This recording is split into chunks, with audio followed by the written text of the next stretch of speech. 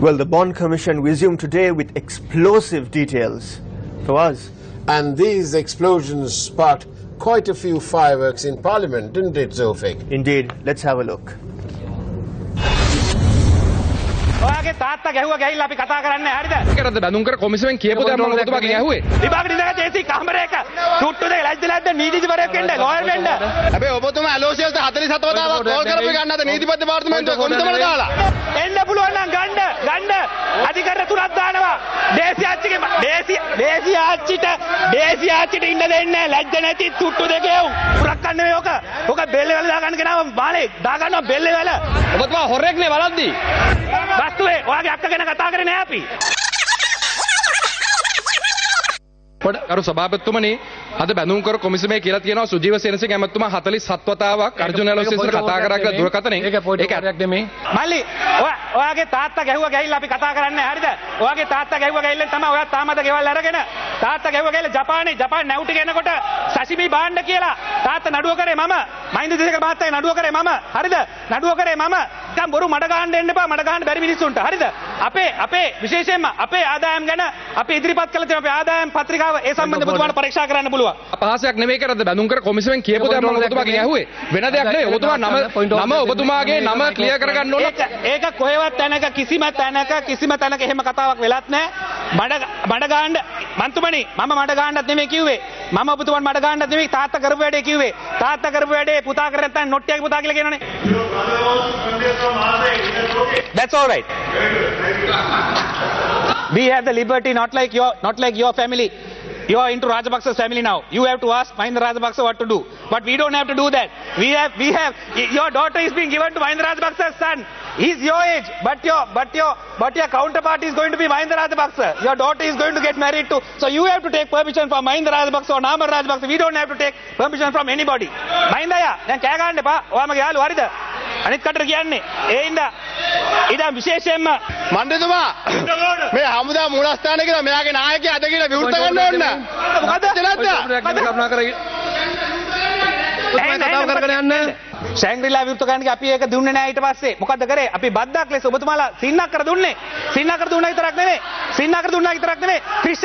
Chris එකේ ඔබතුමා කීයක් ගත්තද? ක්‍රිස් එකේ මිලියන 400ක් ඔබතුමා දාගත්තේ නැද්ද බැංකුවට? පොඩි එකා වුණාට පැටියා වුණා පටන් ගත්ත ගේම. නීති විද්‍යාලේ එක්සෑම් පාස් උනේ කොහමද? පුළුවන් නම් කියනවා නීති විද්‍යාලේ එකක් පුළුවන් නම් කියනවා. හොරගම් කරා විතරක් නෙමෙයි. එක්සෑම් හොරගම් කරා. විභාගෙ ඉඳගත්තේ AC කාමරයක. තුට්ටු දෙක ලැජ්ජලද්ද නීතිපතිවරයෙක් වෙන්න ලෝයර් වෙන්න. ඒ හින්දා කාට්කුඩු කරලා ඉඳ ගන්න මල්ලි. අපි වගේ කතා කරේ නෑ. මගේ නම කිව්වා. හැබැයි මම මෙතුමාට කියනවා මෙතුමා මට දාන චෝදනාව ඔප්පු කරගන්න. හැබැයි ඔබතුමා ඇලෝසියල්ට 47 වතාවක් කෝල් කරපු ගන්නද නීතිපති දෙපාර්තමේන්තුවේ කොමිසමට දාලා.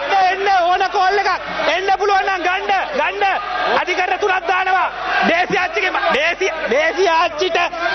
ආච්චිට ඉන්න දෙන්නේ නැහැ. ලැජ්ජ නැති තුට්ටු දෙකේ දේශී ආච්චිට ඉන්න දෙන්නේ නැහැ. දේශී ආච්චිට මැණික් මල්ලට දුන්නා. බැසිය දුන්නා ඉතුරු ටිකට. ගෝට දුන්නා ආශ්‍යාත්‍රා වලට. පුතු ටික දුන්නා ඉතුරු ටිකට. ඒ හින්දා නෝන්නේ නැතුව ඉඳ ගන්න වයසේ පට්ට ඔරු වෙලා නිකන් කතා කරන්නේ නැතුව බෙල්ලේ දාගන්න වැල දාගන්න ඔය රතු පාට මේක. බෙල්ලේ දාගන්නවා වැල. කුරක් කන්නේ නෙවෙයි ඔක බෙල්ලේ වැල දාගන්න කෙනාව මාලේ දාගන්නවා බෙල්ලේ වැල. ලැජ්ජාව කරපු හොරකමට තාත්තත් ගැව්වා පුතු ටිකක් ගැව්වා. ලැජ්ජ නැතුව තාත්තා කියලා මෙතන ඉඳවලා ලැජ්ජනවා කතා කරන්න. සිවිල් නඩු විධාන සංග්‍රහයේ පළවෙනි දැන් කියන්නේ සිවිල් නඩු විධාන සංග්‍රහය පුළුවන් නම් සිවිල් නඩු විධාන සංග්‍රහයේ ඕනම වාක්‍ය දෙකක් කියන්න. අයි ඔබතුමාට හරි මම ඒක කියන්නේ ඔබතුමාගේ ඇලෝසියල්ට 47 කෝල් කරලා නැද්ද කියලා කියන්න. මට ගොඩක් තියාගන්න. ගොඩක් ඉඳගෙන මඩ ගන්න දෙන්න එපා. හරිද? ඒ ඉඳ මල්ලි පුතුන්ට ගැව්වේ නැහැ ඔච්චර කාල. තාත්තා යුද්ධයේ ජයග්‍රහණය කරනවත් ඉඳලා තාත්තා ගෙදර ඇව්වේ. තාත්තයි පුතු ටිකයි ගෙදර ඇව්වේ නඩේම හොරකම් කරපු ඉඳා. ඔබතුමා ගැන ලොකු ගෞරවයක් තිබුණා. ඔබතුමා හොරෙක් නේ වලද්දී.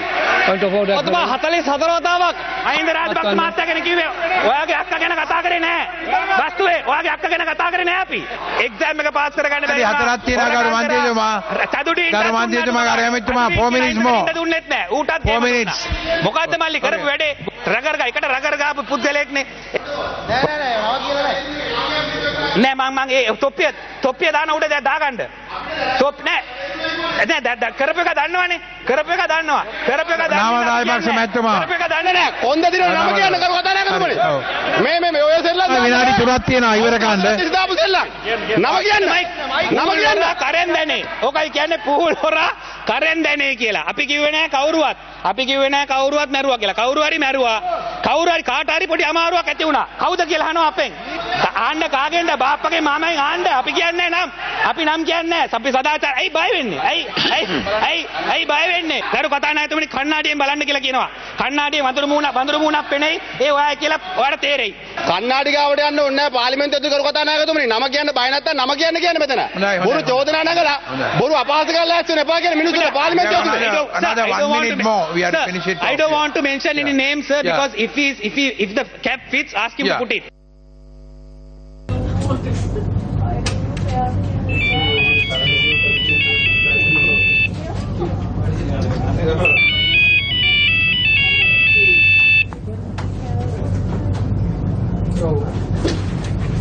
Zulfiq, that was explosive indeed. Indeed, Fawaz. But viewers may be forgiven for forgetting the original question, and that was about the 62 telephone calls made between Sujiva Senasinghe and Arjun Aloysius. What was that all about? Well, Faraz, before we come into that, let me just explain to you that today the witness was Sub-Inspector Yasanka Jayasinghe, who is attached to the Technical Aid Unit of the Criminal Investigations Department. Now, he has a very good track record because he has supported the investigations involving Awele Sudha and Siya Sadeumi and so on.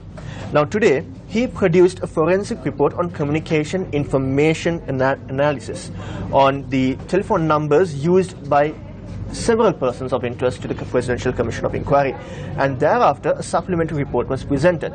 Now this report contains information that Arjun Aloysius had communicated with certain individuals. Now in that report, Fawaz, if I may show you, it says that Sujiva Senasinghe, when he was in court, had communication over the phone 62 times with Arjun Aloysius. Was that all one ways, Zulfiq? 62 calls between Sujiva Senasinghe from Sujiva to Arjun Aloysius, or was that a sum total of the calls between the two? It's a total of the calls between the two for us. Now, the COPE Committee of the 8th Parliament, chaired by Sunil Handunetti, was appointed on the 6th of May 2016. Their report came out on the 28th of October 2016. So there's 5 months. Within those 5 months, Sujiva Senasinghe was appointed to replace another member who resigned. Now, he was appointed in July 2016. Right. So during that period, 62 calls were made between Sujiva Senasinghe and Arjun Aloysius. Now, it doesn't end there for us. It goes on to Several other calls, isn't there? Indeed, Harshana Rajakaruna had 23 calls with Arjun Aloysius. Hector Apuhami had 23 calls with Arjun Aloysius. Ajit P. Pereira had 2 calls with Arjun Aloysius. And finally, the current Minister of Sports, Dayasiri Jayasekara, had 2 calls with Arjun Aloysius. Now for us, we spoke to Dayasiri Jayasekara this afternoon and asked him, what did Arjun Aloysius want him to do in these phone calls? Let's have a listen to the response by the minister. He's someone I knew for many years. He helped me during the provincial council elections when I was contesting for the provincial councils from the SLFP. He spoke to me when the bond matter was ongoing. He wanted to meet, and I met him. He asked me whether I can help in this process. He said he is innocent in the bond matter and that he needed help. This was when the matter was being investigated by COPE. At this point, we were proving that Arjuna Mahendran and Arjun Aloysius and a few others had carried out some form of corruption in this bond transaction. I was a member of the COPE investigating into this bond scam. We were tirelessly investigating what had happened. I told him that we cannot do anything regarding this because there was clear corruption here.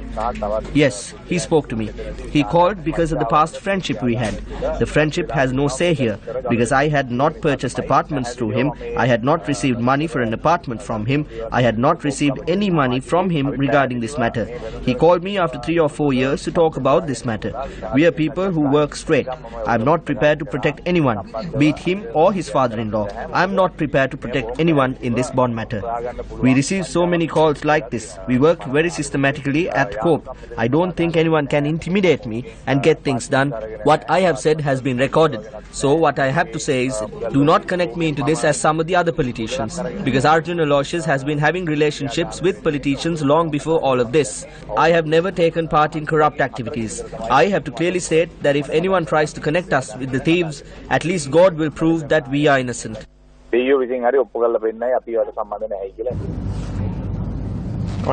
So, Dysary accepts he received a call from Aloysius, and he returned that and said he wanted no part of it because in Mr. Dysary's statement he says that he saw clear evidence of corruption, and he basically told Aloysius, a friend whom he admits he knew from the past, that he wanted no part in it, and that they worked systematically and so on. But Zulfik, what about the former Minister of Finance, Ravi K. or Ravi Karunanayake, the minister who was given an award for being the best finance minister in this part of the world?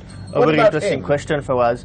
Well, today, according to the report that was produced before the Presidential Commission of Inquiry by Sub Inspector Yasanta Jayasinghe, the report says that for a 2-year period from 2015 until 2017, former Finance Minister Ravi Karunanayake had 387 conversations with Arjun Aloysius. Now, it doesn't end there. The wife of former Finance Minister Ravi Karunanayake, Mela Karunanayake, had 320 conversations over the phone with Arjun Aloysius. That's an astonishing 707 calls in total between Mr. and Mrs. Karunanayake and Arjun Aloysius. But there are more calls too. I mean, at the evidence that was put out today, Zulfik, what are we talking about? These two alone, or this trio, had 707 calls, and plus more, because there were others to other members of the family. What are we talking about in total? 1,000 calls? Well, for us, if you do the math, it's more than 1,000 calls, because you've got so many people. Maybe 2,000, maybe 3,000. This is like an auction. Is it a bond auction? I can't say that for us. But the evidence that was placed today before the Presidential Commission shows a large amount of calls that had been made to and back forth from Arjun Aloysius. Now, let me remind you that an individual called S. Padmanabhan filed a petition against the officers assisting the Presidential Commission of Inquiry. Indeed. Now, you'd be surprised for us that this individual had in fact had communication with Arjun Aloysius. Now, according to this report, Sangari Pillai Padmanabhan had 61 phone conversations with Arjun Aloysius, and out of that, 53 were made when Padmanabhan was working in the Public Debt Department. Most interestingly, he had made 703 Viber calls. The conversations between Arjun Aloysius and Padmanabhan were 703 Viber calls. Now, Arjun Mahendran, his data was also produced. Arjun Mahendran, the former governor of the central bank. The former governor of the central bank. His data was also produced before the Presidential Commission of Inquiry. Now, in this data that was produced on the 27th of February 2015, when the controversial bond auction had taken place, Arjun Mahendran had made and received certain phone calls, sent text messages. Now, right after the auction, at around 12:38 and 12:39, he had made 2 phone calls, and this who's he? Arjun Mahendran had made 2 phone calls to a particular number. That number belongs to the Prime Minister of the country, Ranil Wickremesinghe.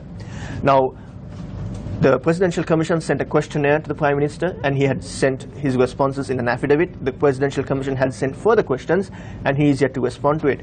However, in those questionnaires, when asked about this phone call that Arjun Mahendran had made to him, the Prime Minister had said Arjun Mahendran called him over the phone and informed him that from the auction they raised 10.05 billion rupees. Nevertheless, the Commission has now requested Prime Minister Ranil Wickremesinghe to come before the Commission on Monday, the 20th, because they have some information that they need clarification from the Prime Minister. So this is the history is in the making for all the wrong reasons. It's perhaps the first time ever that a serving Prime Minister of the Republic of Sri Lanka has ever given evidence while serving before a judicial process. I know that the commission is a fact-finding mission, but it has a certain element of the judiciary there. And so, Zulfiq, on Monday, is it a certainty? Has the Prime Minister confirmed that he will be there?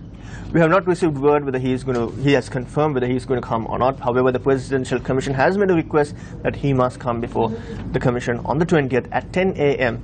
because they need the clarification. On average, Zulfiq, the Karunanakas, just going back a little bit to the Karunanakas and these telephone calls, on average, the Karunanakas and Arjun Lalosha spoke every day, almost daily, for 2 years. It appears so. The data proves itself. If you do the math, it's every other day. That's what it is. You're not making it up, are you? No, for us, I'm not. It's in the report. It's in the report. So let's now cross over to the daily cartoon illustration that was prepared for us. Hello. Is it me you're looking for? I can see it in your eyes. I can see it in your smile. You're all I've ever wanted. My arms are open wide. 'Cause you know just what to say, and you know just what to do. And I want to tell you so much. I love you.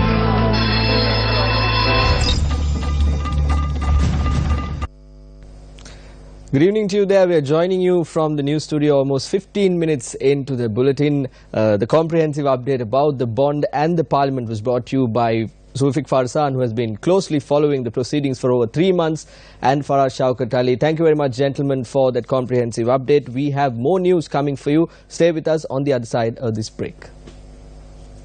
Welcome back. You're watching Primetime News on TV1. Addressing Parliament, United National Party parliamentarian Ravi Karunanaika spoke about the role of the central bank in the country. We cannot take the country's economy forward because of the central bank.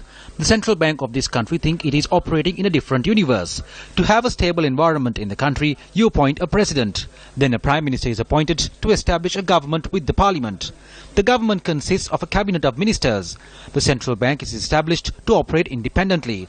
There is a problem when the central bank acts in a way that makes the government face the consequences. The reason why I had problems with the central bank was because it follows a different path. If the central bank has done all what they said they would do, it will bring inflation down. But why has it not happened? Every problem ends in the CID. I read in the papers today that the importing of fuel has also gone to the CID. Even if there is a problem with trains, that would also go to the CID. If the cars are imported in fraudulent manner, that problem will also be directed to the CID. This is an unwanted hindrance to the future of the country. They are not catching rogues. They drag and delay what is unnecessary. So I think the CID should concentrate on investigating the murder of Lasantha, missing Eknaligoda, cases on Podila Jayantha and Upali Tennakon.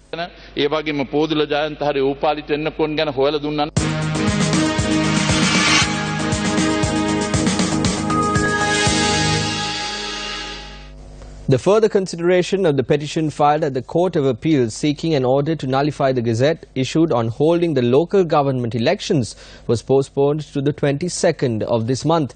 The petition was taken up today before a 3-judge bench consisting of Court of Appeal President Justice L.T.B. Dehideniya and Justices Kumuduni Wickramasinghe and Shiran Gunaratna. The petition requests the Gazette notification issued by the Minister of Provincial Councils and Local Government containing the recommendations of the Delimitation Subcommittee to be concluded as illegal and to be made null and void through a writ of mandamus. The petition had been filed by 6 voters representing 6 Pradesh Sabhas in the Colombo, Kandy, Haliala and Mathura areas. Court permitted the chairman of the National Elections Commission to appear for the petition as an intermediary. Court also permitted the Janata Vimukti Perumana, Sri Lanka Podujana Perumana and the United National Freedom Front to appear as intermediaries.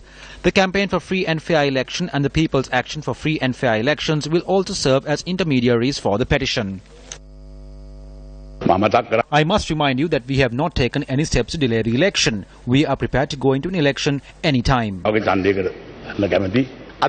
We must speak of who wants to stop the election through a judicial process.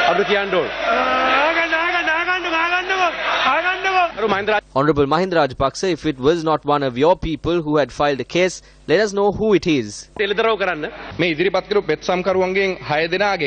Out of the 6 petitioners, one of them is from the Kotapollo Pradesh Sabha in the Mathura district.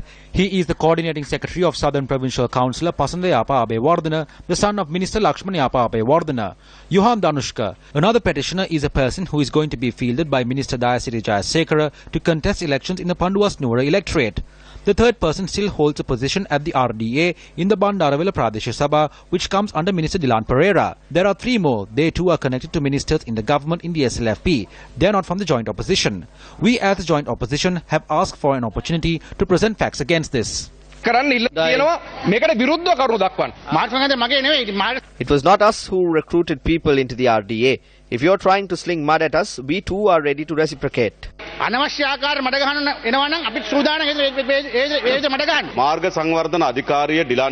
is true that the RDA does not fall under State Minister Dilan Pereira, but the person who filed the petition is employed at the RDA and is a resident of Haliala. Honourable Speaker, it is clear to this chamber as to who is trying to delay elections. This is shameful. The people who work under me at the RDA are contesting elections this time around through a new party. The UNP is hoping for an election soon. Whatever party you contest from, be it the beetle leaf, the symbol of the hand, the flower bud or even the bell, we face the elections without fear.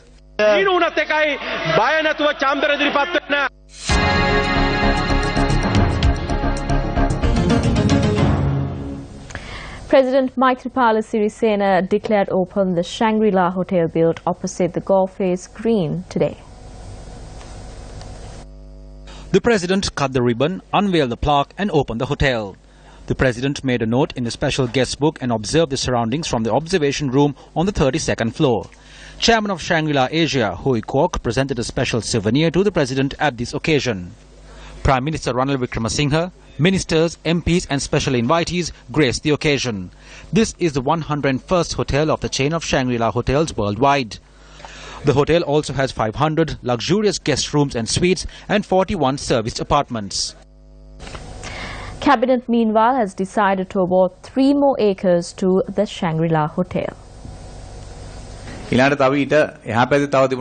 made a request back in 2014 for another 3 acres nearby. The Minister of Economy and Urban Planning in 2014 said, based on the government valuation, it must be given on a 99-year lease. Thereafter, on the 8th of June 2016, they renewed their request to the Cabinet Committee on Economic Management. Because the 2014 valuation was outdated, approval was sought to carry out a new valuation. Thereafter, the Minister of Megapolis and Western Development made an observation on the 29th of July 2016. There were no objections. Thereafter, the Ministry of Development Strategies and International Trade presented a mixed proposal to vest it with the BOI.